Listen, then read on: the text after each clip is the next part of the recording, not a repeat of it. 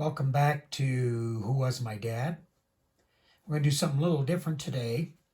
I have a couple pictures from their youth, and you're going to actually get to hear them talk during one of the recordings here. Are you ready?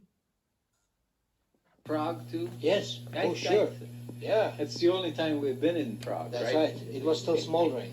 Is that right? Yeah, it was still smoldering. I think it's the only time we went through And that. then somewhere either in Brix or Dux or Komotau, I don't remember anymore. There was an old lady that died on the train. She was a diabetic. If you remember, we were in freight cars with Yeah. no roof. Yeah. And there was holes punched in the floor from incinerator bombs. Mm-hmm. And we were sleeping on that, and one of these old ladies, she was a diabetic, she died. And we had to call at the station, and then they called somebody, came with a buggy and with some straw, and they hauled her out from there. Somewhere to bury her. Just somebody to bury her. Nobody knew her name, nobody knew where she was. Remember, while we were traveling, there was one place, and I just can't recall where it was. We found those yellow sticks. Yeah. And they looked so interesting. They were Yeah. about 4 inches long and maybe about an inch and a quarter in diameter, with a hole in the middle, right? Yeah. And they just burned so good. They're wonderful. We cooked our meals and First, we found an aluminum can. right, a big, about 5 gallon or 4 gallon. Probably 5 gallon. Yeah. And then we had some dry split pea soup. Sorry, I knew we had flour and sugar, right? Yeah. Or only sugar. Sugar. In the baby buggy Yeah, right. of our sister, right? Uh-huh. How old was that little baby? She must have been only months, right? I can't remember how old she was, but she couldn't have been very old. Probably roughly 3-4 months, because Yeah. she couldn't walk. She couldn't, No. she was in a buggy. She mostly. survived on sugar water. That's what I thought. On sugar water. Because we didn't have anything else. And then we started cooking in that aluminum can. That was that can was our salvation. That's right. I We bet didn't you. have a pot to our name, no, anything. I bet you Liddy still had that pot. I would be that surprised. can, because Mother had it probably for years, Yeah. right? With a little spout That, on that it. was almost indestructible. That was quarter-inch thick. Quarter-inch aluminum with a big, heavy handle, no Right. lid on it, right? No. But with a nice spout, like We an found- overgrown teapot. Yeah, we found it in a railroad station. I don't. Yeah. Okay. It stopped at a railroad station, and they said everybody had to get off. It turned out to be a false alarm. And that's where Tante Ella and Matilda got off. Tilly, they called her. Remember her? No, I don't. She made us pack sacks before we left out of some bedspreads. Right. Well, I remember those sacks, Okay. the bags, the All right. backpacks. We got off at the railroad station, and they were somewhat slower than we. And Mom just stayed put. And by the time we got to the station, since we could understand Czech, we heard somebody say, "This train is going, keeps right on going." And we grabbed that can.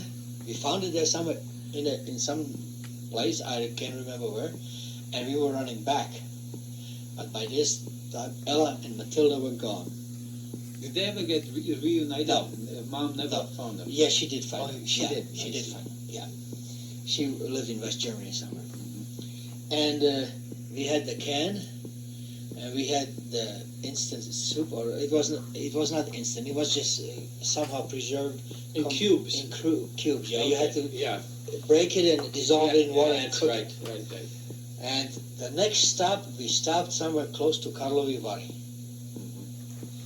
And even there, it was still smoldering because the American army went through there. Yeah. And that was the last resistance that they found, Karlovy Vary, Jebenzo. And there the train stopped, and we went out, and there was a man who was from the British Army. He tore open a crate that had detonators for these artillery shells. Yeah. The plastic end, the tip, Uh-huh. and we built a fire. There was no wood around. He tore that crate up and he kept it. And we had that dynamite, and we were cooking. Yeah, it's TNT actually. That's right. And then in a brook, I don't know if you remember, there were Oh, little yeah. sacks. Little They looked sacks. like like hot dogs, only longer, maybe twice as long. And that was black powder. They were propellant charges. You know, I found out later on in the Army what they are. Take, for instance, you want to shoot a shell much farther, they just either added or subtracted from the amount of... That's an additional charge. Additional charges. It was silk bags. Yeah, that's right. And black powder inside. Yep. And it burned and cooked so good, huh? Just... It was nice that nobody threw a firecracker in there. It would have blown us away from there. It was in some little containers, if you remember, sort of cone-shaped containers with a screw top. I don't get it. And they had these, it was like you said, like little weenies or sausages. And of course it was all wet. Yeah. But no problem. No, it dried, burned. It burned beautiful. It burned. I mean, it burned beautiful. That's how we cooked our meals. Yeah.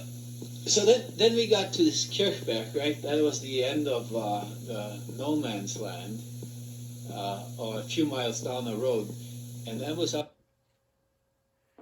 Well, that'll give you kind of a glimpse of what their voices sound like, and some of their stories.